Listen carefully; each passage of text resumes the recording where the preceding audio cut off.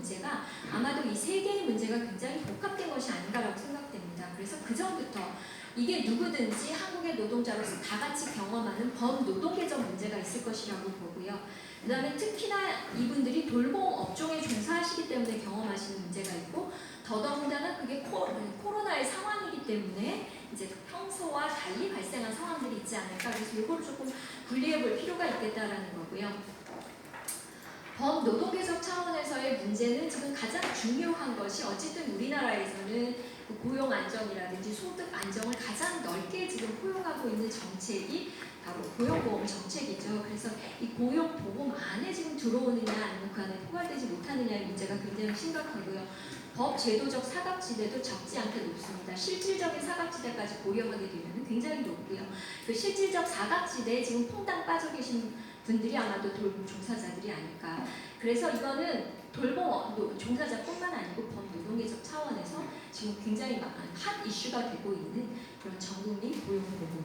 예, 이게 저희가 조금 강하게 주장할 부분이 아닐까라는 생각이 들고요. 그런 나라가 어디 있습니다. 다들 아시겠지만 프랑스 2018년에 시행하고 있고요. 덴마크 2018년.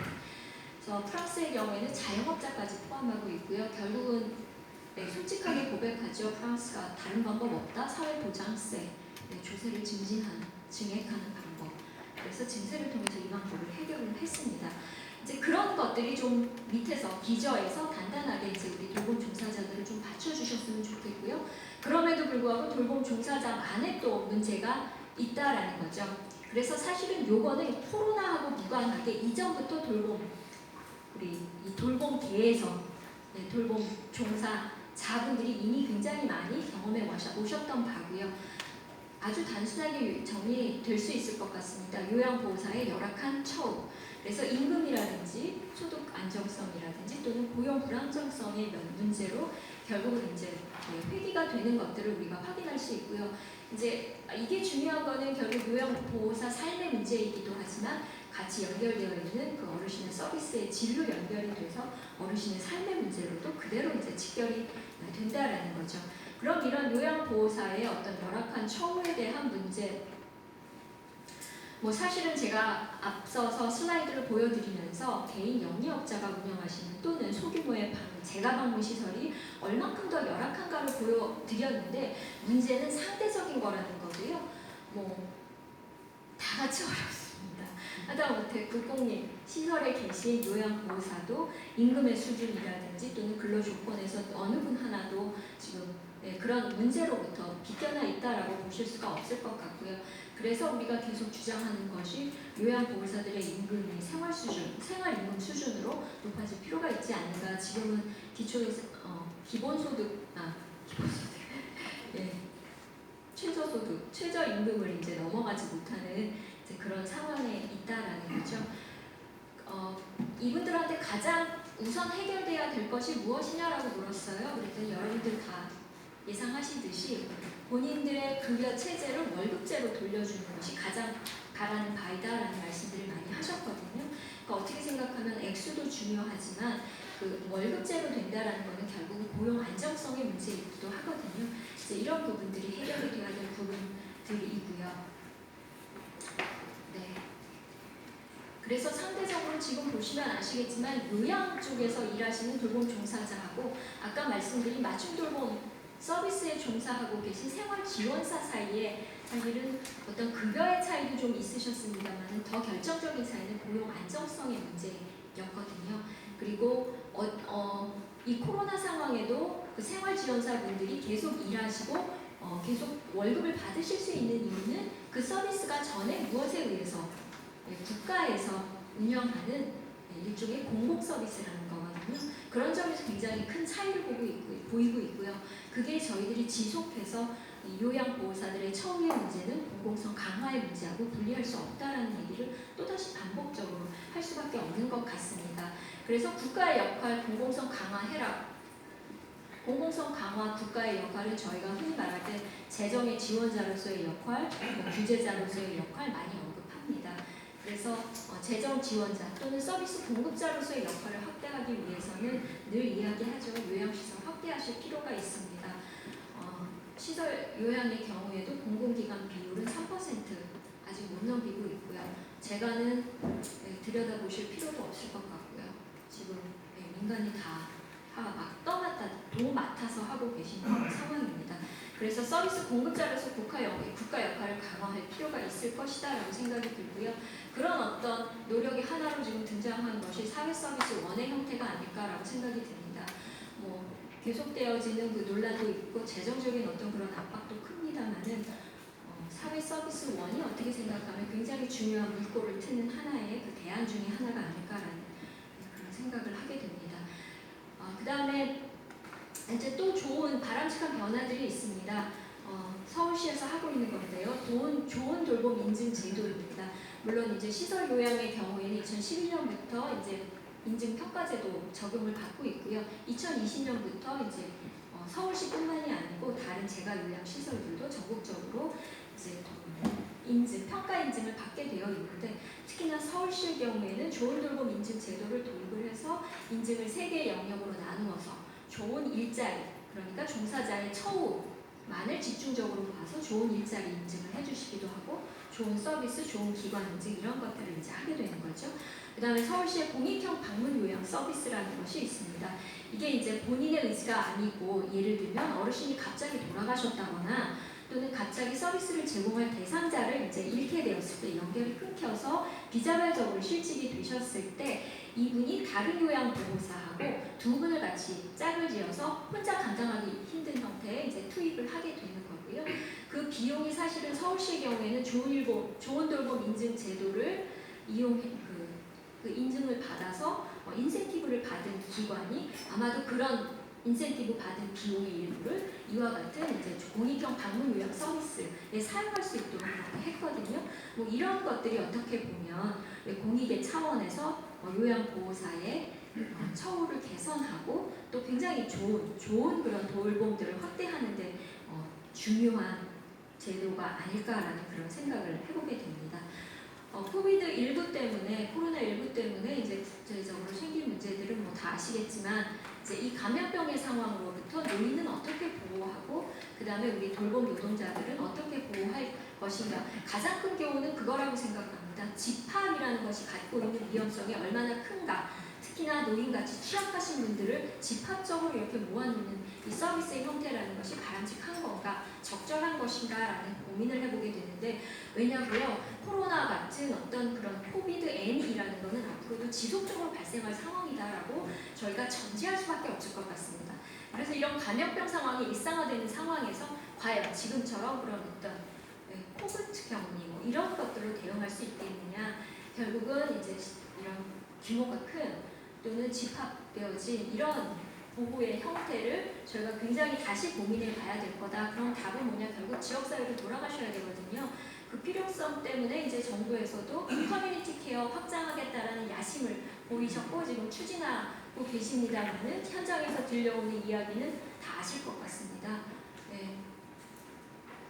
실천하고 없다라는 거고요. 그래서 사실은 노인 맞춤 돌봄 서비스와 커뮤니티 케어, 노인 장기 요양 이게 굉장히 잘 조화가 되면 아주 좋은 그림이 나오지 않을까 그랬는데 현장에서는 다 각자 놀고 지역사회 보호가 사실은 잘 적용이 되고 있지 않다. 시범 지역에서조차 라는 말씀들을 하고 있습니다. 더 안타까운 거는요. 우리 노인 생활시설의 경우에는 노인복지시설 인권 보호 및 안전관리 지침이라든지 또는 장기요양기관 안전관리 매뉴얼상에서 감염병 대처에 대한 것들을 나름대로 매뉴얼로 담고 있습니다. 그리고 평가 지표에도 이 감염병에 대한 것들을 잘 대비하고 있는지가 들어가 있거든요. 근데 이게 코로나 상황에서 실질적으로 그게 매뉴얼로서 작동하지 못했다라는 거고요. 노인복지관 같은 어르신 이용 시설에는 사실 딱히 그런 매뉴얼조차 없다라는 거죠. 그래서 이런 어떤 매뉴얼의 부재, 이런 상황이 벌어졌을 때 누가 뭘 어떻게 해야 되는지에 대해서 아무도 그림을 갖고 있지 못하다라는 거. 이제 이게 지금 가장 이런 어떤 감염병이 일상화되는 상황에서 정부가 가장 먼저 해야 되는 그런 대책이 아닐까라는 그런 이제 생각을 해보게 됩니다. 그래서 뭐 서울 그 사회복지 공동 모금회하고 서울시 재가노인복지협회에서 이런 종사자들을 위한 나름대로의 그 매뉴얼을 만들었어요. 그래서 그 매뉴얼 내용을 들여다봤는데 조금 아쉬웠던 거는 그분들이 노인을 어떻게 케어해야 되는가, 감염병 상황에 노인들이 어떻게 대처하시도록 지원해야 되는가에 대한 내용에 집중되어 있었고, 사실은 돌봄 노동자 본인 스스로가 그 상황에서 어떻게 자신을 보호해야 되는가에 대해서는 다루고 있지 않았다는 거거든요. 네, 그 점이 노인 돌봄의 가장 최일선에 있는 기관들조차도 사실 인지하지 못했던 그런 부분이 아닌가라는 그런 생각이 듭니다. 지금 보고 계시는 거는 그 OECD에 있는 그 몇 개 국가의 재가 요양 보호하고 그다음에 시설 요양 보호의 그 비율을 보고 있는 건데요. 우리나라 그렇게 나쁜 그림은 아닙니다. 그래서 상대적으로 시설 요양 받고 계신 분들의 비율이 다른 나라에 비해서 그렇게 전반적으로 이제 공공 서비스를 이용해서 이런 돌봄 서비스를 받고 있는 비율이 높지 않다라는 그런 문제는 지금 확연히 드러나고 있습니다. 지금 저에게 정리하라고 이제 요청을 하셨는데요. 정리해야 될 것 같은데 저는 지금부터 시작이거든요. 이 얘기는 뭐 너무 많이 들은 얘기죠. 너무 많이 들었어요. 코로나 때문에 그 상황이 어떤지를 지금 저희가 더 확연하게 너무 뚜렷하게 보고 있을 뿐입니다. 그리고 저희가 주장해왔던 방향이 잘못된 방향이 아니다라는 걸 어떻게 보면 확인하는 기간이었다고 생각이 들어요. 그런데 왜 자꾸 이렇게 앞으로 나가지 못하고 힘을 잃게 되는 걸까? 저는 이게 바로 우리가 갖고 있는 토대적인 문제다라고 생각이 듭니다. 토대의 문제 제가 지적하고 싶은 건 크게 두 가지입니다. 첫 번째, 돌봄에 대한 가치에 대한 패러다임 자체를 우리가 완전히 벗어나지 않으면 저희는 말을 옮길 뿐이지 여전히 체스판을 벗어나지 못하는 상황에 놓여져 있을 거라는 거죠. 돌봄 노동자들의 임금이 최저임금 수준에 머물러 있어야 되는 이유가 뭘까요? 그건 전문성의 문제인가요? 사회적 수요의 문제인가요? 무슨 문제이죠? 어떤 것도 사실 또 뚜렷한 답을 주지 못합니다. 그저 돌봄에 대한 돌봄이라는 것들을 우리가 어떤 가치를 부여해서 우리 사회가 바라보고 있는가, 그냥 사회적 인식을 반영하고 있을 뿐이고요. 거기에 대한 비겁한 사회적 합의를 드러내는 것일 뿐이다라는 것이 사실은 제 생각입니다. 그래서 돌봄의 가치에 대한 그런 재평가를 하지 않는다면, 패러다임을 완전히 뒤집지 않는다면 이 얘기는 결코 끝나지 않는다. 그럼 왜 돌봄에 대한 가치를 이렇게 우리가 얇게 평가하는 걸까요?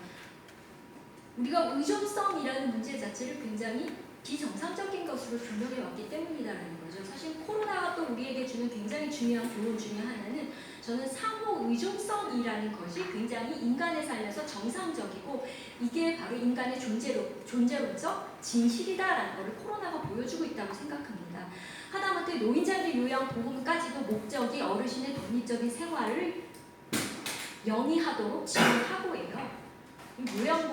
요양이 필요하신 어르신에게조차도 독립적인 삶을 저희는 강조합니다. 아니라는 거죠. 우리가 생애 기간에 따라서 어떤 사람의 특성에 따라서 의존의 정도는 다르지만, 코로나 보셨죠? 나 혼자 깨끗해서 될 문제 아니고요. 모두의 시민의식에 우리 사회가 의존할 수밖에 없는 상황이고요. 그만큼 우리 서로 굉장히 의존적이라는 거죠. 그래서 의존의 정상성, 의존이 정상적인 것으로 바라볼 필요가 있다. 의존은 두 가지 차원에서 일어난다고 봅니다. 1차적 의존, 어르신이 돌봄 노동자에게, 어르신이 가족에게 의존하는 것 같은 상황이죠. 더불어서 2차적 의존이라는 것도 있죠. 파생된 의존입니다. 돌봄 노동자가 돌봄을 제공하기 위해서 이 일에 본인이 투입되기 위해서 사회적인 지원을 또 필요로 합니다. 엄마가 아이를 돌보기 위해서 엄마가 사회로부터 받으셔야 되는 도움도 있어요. 우리 복지국가가 1차적 의존을 해결하는 데 굉장히 적극적이었습니다만 2차적 의존을 해결하는 데는 상대적으로 소극적이었다라는 거죠. 이 돌봄 노동자의 문제는 사실 우리가 2차적 의존의 문제를 어떻게 다루고 있는가라는 것을 그대로 보여주고 있는 것이라고 생각이 듭니다. 저희가 소득이 없으면 굶어 죽을 것 같이 굉장히 절박하죠. 그래서 복지국가가 소득을 재분배하는데, 부의 재분배에 굉장히 많이 집중해 왔습니다. 그런데 코로나를 통해서 돌봄도 소득 이상 너무나 우리 삶에 절실한 것임을 다시 확인했습니다. 그럼 이제 돌봄도 우리가 재분배의 대상으로, 정의로운 분배의 대상으로 고민할 필요가 있다라는 거죠.